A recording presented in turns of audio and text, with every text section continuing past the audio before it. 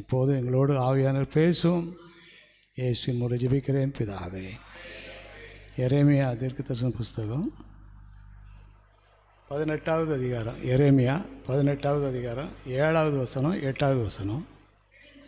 பிடுங்குவேன், இடிப்பேன், அழிப்பேன் என்று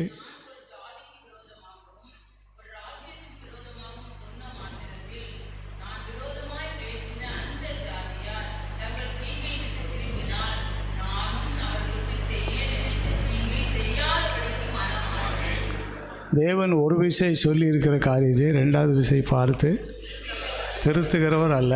யோபுல இருக்குது. ஆனால் திருத்துவார். எப்போ திருத்துவார்னா அவசியப்பட்டால் திருத்துவார்.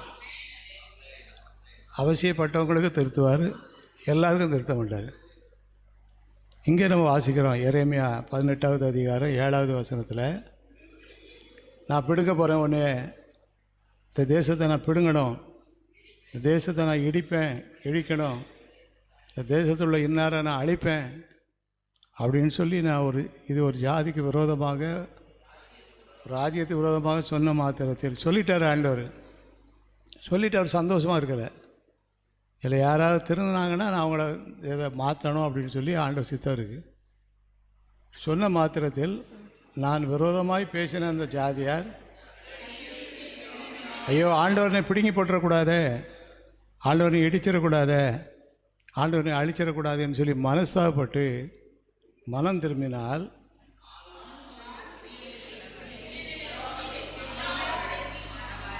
நான் செய்வேன் என்று சொன்ன தீங்கை செய்யாதபடிக்கு மனம் மாறுவேன் அப்படின்ட்டுருக்கிறாரு. இப்போ நம்ம ஜெபம் எப்படி இருக்கணும் அப்படின்னு சொன்னால், நீ சொன்ன தீங்கான வார்த்தை யார் மேலே என்ன செய்யக்கூடாது, பலிச்சிடக்கூடாது. எப்படியாவது அவங்களுக்கு ஒரு உணர்வை கொடுக்கணும் அப்படின்னு சொல்லி ஆண்டவர் எப்படியாவது உணர்வை தருவார். நம்ம கூட ஆண்டோடைய கிருபையினால் நம்மளெல்லாம் ஆண்டவர் ஒரு காலத்தில் இடிப்பேன், அழிப்பேன், பிடுங்குவேன்னு கூட சொல்லியிருக்கலாம். ஆனால் மனம் திரும்பும்போது எல்லாவற்றையும் ஆண்டவர் செய்யிட்டார், மாற்றிட்டார். அப்படி ஆண்டவர் யாருக்கெல்லாம் சொல்லி யாருக்கெல்லாம் திருந்தினாங்க அப்படின்னு சொல்லி ஒரு சிலரை ஒரு சிலரை வாசிப்போம். அப்போஸ்தலர் 9வது அதிகாரம், அப்போஸ்தலர் 9வது அதிகாரம் 5வது வசனம்.